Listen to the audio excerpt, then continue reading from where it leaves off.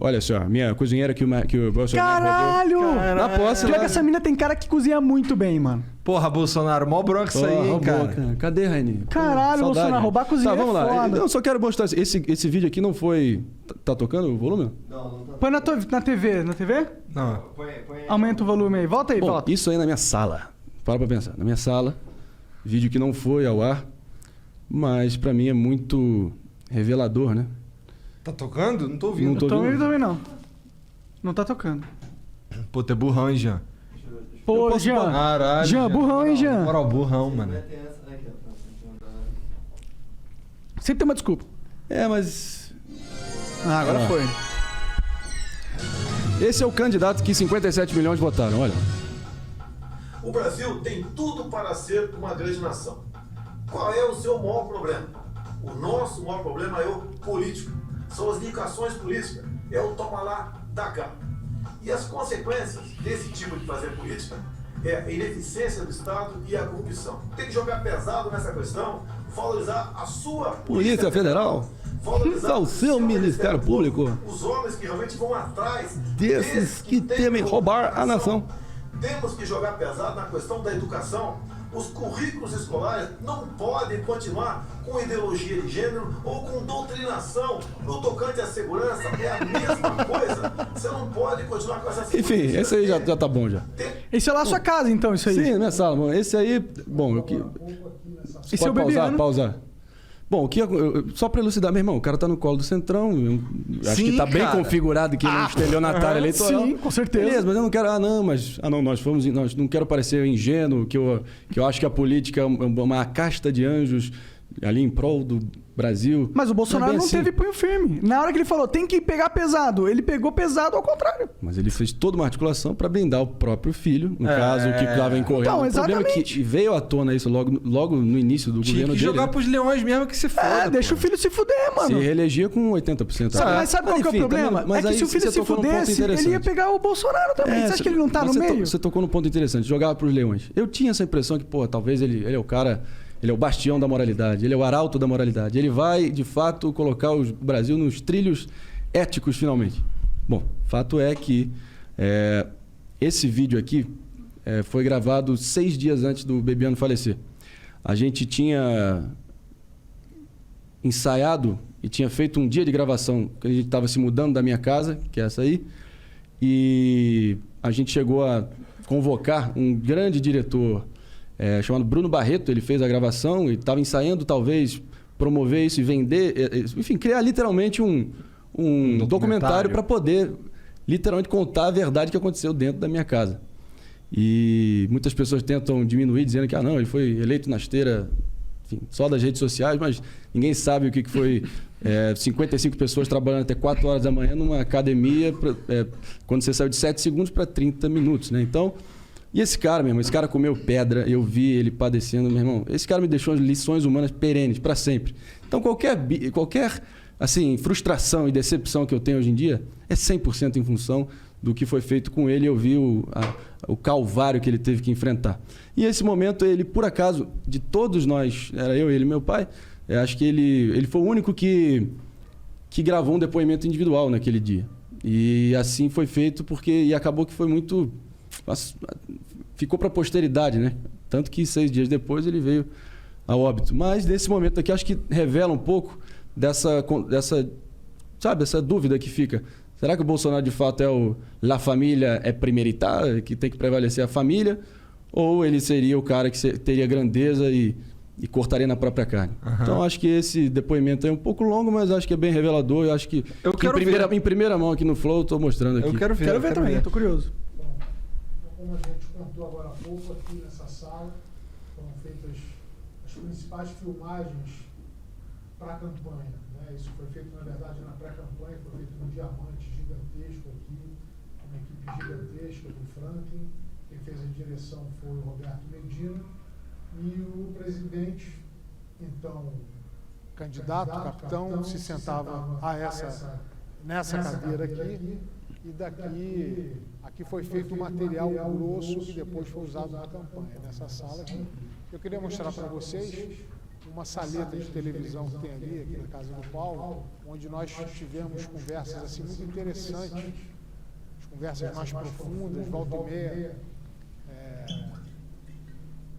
Tínhamos um papo mais reservado por conta dos acontecimentos que ia se desenrolando, né, durante a campanha. Então, toda vez que a gente precisava bater um papo privado, era aqui. Eu entrava aqui com o Jair, fechava essa porta aqui, trancava e nós ficávamos à vontade aqui, né? E nós tivemos, eu me lembro de uma conversa que nós tivemos aqui, pouco antes da conclusão do segundo turno. Foi marcado um encontro nosso aqui de manhã e eu me atrasei, eu cheguei um pouco tarde e o Jair já estava aqui. E aí eu desci, encontrei o Paulo falou, olha, ele quer falar com você reservadamente, está lá na sala de televisão. Eu vim para cá, o ar-condicionado estava ligado, televisão ligada aqui, ele assistindo alguma coisa, um videotape de futebol. Essa porta eu fechei, tranquei, eu me lembro que ele estava sentado aqui, eu puxei essa banqueta e eu me sentei aqui, de frente para ele sentado ali. Eu também queria conversar, eu já vinha pensando em ter uma conversa com ele. Eu me sentei aqui nesse puff e assim, muito próximos, né? Ele sentado aqui nessa poltrona. Eu me lembro que eu me debrucei aqui e a conversa começou e ele virou para mim e falou assim, Gustavo, você está isso aqui para se tornar o próximo ministro da Justiça. Só que você precisa alongar o seu pavio, você tem um pavio muito curto. E no mundo político você tem que ter muita tolerância, você não pode pisar no calo de um deputado federal, de um senador, porque um movimento errado desse pode abrir uma crise com um final imprevisível para o governo, né? Então, eu confio em você, me fez muitos elogios e disse que eu estava assim para ser o próximo ministro da Justiça. E já havia um zum nesse sentido, eu nunca tinha pedido nada para ele. Na verdade, essa ideia nasceu, eu não sei se foi da cabeça do deputado Julian Lemos, quem foi, havia um zum, mas nunca tínhamos tido uma conversa assim de forma direta. E nesse dia eu falei para ele que eu não sabia se eu estava preparado para a função,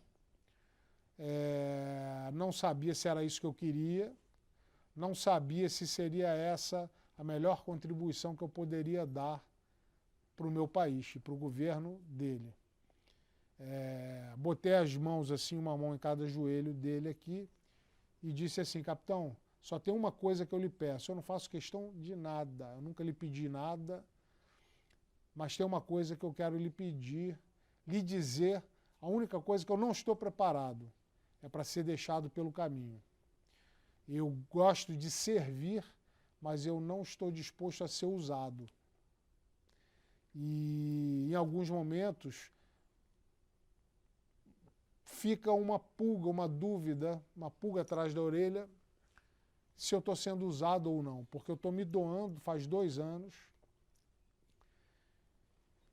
E mencionei alguns episódios que estavam me desagradando naquele momento. E ele deu a palavra de honra dele que isso não aconteceria, que ele, como bom militar, com uma formação, né, o caráter forjado pelas Forças Armadas, que ele jamais deixaria um soldado pelo caminho. Dito isso, eu falei para mim, está tudo bom, eu quero ajudar da melhor forma, estou pronto para jogar em qualquer posição. Eu só não estou pronto para ser deixado pelo caminho. E essa foi uma das conversas que houve. Eu me lembro de uma outra conversa, dessa vez ele estava sentado ali, no sofá, nessa parte de trás.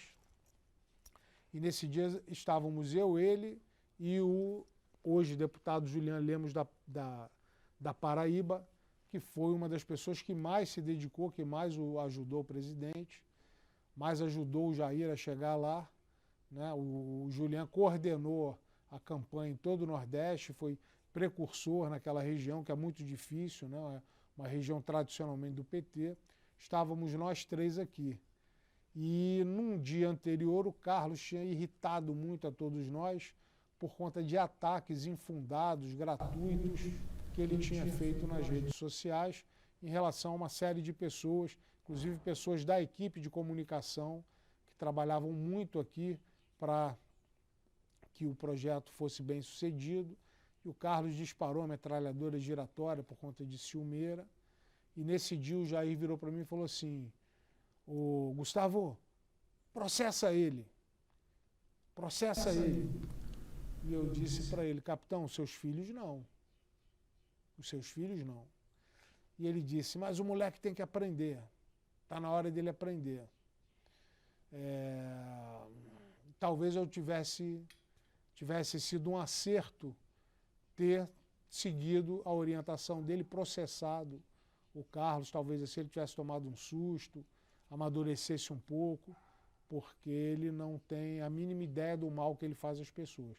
Mas, enfim, houve várias conversas aqui, toda vez que era preciso, como eu disse, um papo mais privado, tratar de um assunto com maior reserva, nós vínhamos para cá, fechávamos essa porta e conversávamos aqui. Além disso, principalmente depois da facada, aqui era o lugar em que ele dormia, ele descansava depois do almoço. Ele precisava repousar, não dava para manter o ritmo frenético que nós imprimíamos antes do incidente, da facada. Então, invariavelmente, ele chegava aqui no final da manhã, início da tarde, almoçava, depois sentava aqui, nós botávamos futebol para ele assistir, fechávamos as cortinas, ligávamos o ar-condicionado e ele dormia aqui, descansava até estar recuperado para continuar as entrevistas e gravações e tudo mais. E 6 dias depois ele veio a falecer com um ataque cardíaco fulminante em Teresópolis. E essa parada aí? O que vocês pensam sobre isso? Bom, eu acho que É normal, coisa da vida? Fica permanente dúvida na minha cabeça se ele é capaz de tacar um filho dele para os leões. Acho que isso está claro que não é o caso. Na mesma medida que ele, no momento reservado com o braço direito dele naquela época, foi capaz de sugerir e até de incentivar um interessante processo. isso. Eu acho que ele é um puta cara atormentado, entendeu? Eles vivem ali num síndrome de conspiração permanente, achando que... Faz sentido. Entendeu? E tem muita coisa mal resolvida no passado deles, mas também não vou ficar aqui bancando psicólogo. O fato é o seguinte, no plano moral, o que esse cara fez... Eu fui testemunho ocular 2 vezes durante a campanha, na minha casa, o Bolsonaro ali num momento singelo mesmo, assim. Para tudo. Você via que ele tinha uma gratidão e um puta afeto pelo Bebiano e falou: se não fosse por esse cara aí, jamais teria chegado onde eu cheguei. Ali para mim foi emblemático, entendeu? Para ver o peso que pelo menos parecia que o nosso presidente dava à presença e à influência e à importância que o Bebiano tinha no entorno dele. E não poderia ser diferente também, porque esse cara, cada buraco que esse cara dormiu, ele deixou de ver o pai falecer também, só para estar numa agenda oficial em Roraima de campanha. Meu irmão, o que esse cara fez para viabilizar o partido, o veículo necessário para qualquer candidato pleitear a presidência, inacreditável. É um esforço hercúleo que ele fez para tentar articular com o Bivar do PSL no apagar das luzes também. Você acha que o Bolsonaro sabe algum mínimo detalhe dessa porra? Não, porque era devidamente poupado para também não ter que se preocupar com isso. Mas ele não deve fazer noção do que foi necessário para chegar a esse ponto. Mas também, eu acho que é o seguinte. Eu apresentei ali, antes ali o candidato que encantou 57 milhões de brasileiros, estava prometendo a moralização da política, a nova política, lei e ordem e liberalismo na economia. E se você ver friamente, qualquer um que tiver com os seus sensos em dia vai ver que é um estelionato assim, em proporções monumentais o que ele fez. Com certeza. Ele é outra pessoa completamente. E eu vou dizer, dê poder à pessoa e verás quem és. O poder corrompe absolutamente. Tem as frases aí que perduram os anais da história que podem tentar explicar isso, mas eu acho que ele é uma pessoa falha no plano moral e, ao mesmo tempo, ainda tenta se erguer como o tiozão, turrão, eu acho autêntico. Que ele tá numa de se manter no poder de qualquer maneira. E justo. Acho que, enfim, legítimo.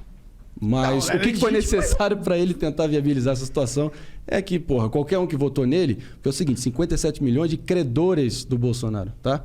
Óbvio que ele ainda retém uma parcela significativa desse montante, mas, pelo amor de Deus, tem uma parcela bem considerável que talvez só num cenário, de novo, do binarismo, da dicotomia que é, inclusive, PT-Bolsonaro, o que está sendo proposto que está ensaiado novamente, no momento, Mas, enfim... Nossa, se for Bolsonaro e Haddad de novo, eu vou Mas o que eu ficar tenho muito ressaltado aqui é o seguinte: do meu lado, acho que o que deixou a maior frustração foi ver o que esse cara padeceu até ele chegar onde ele chegou.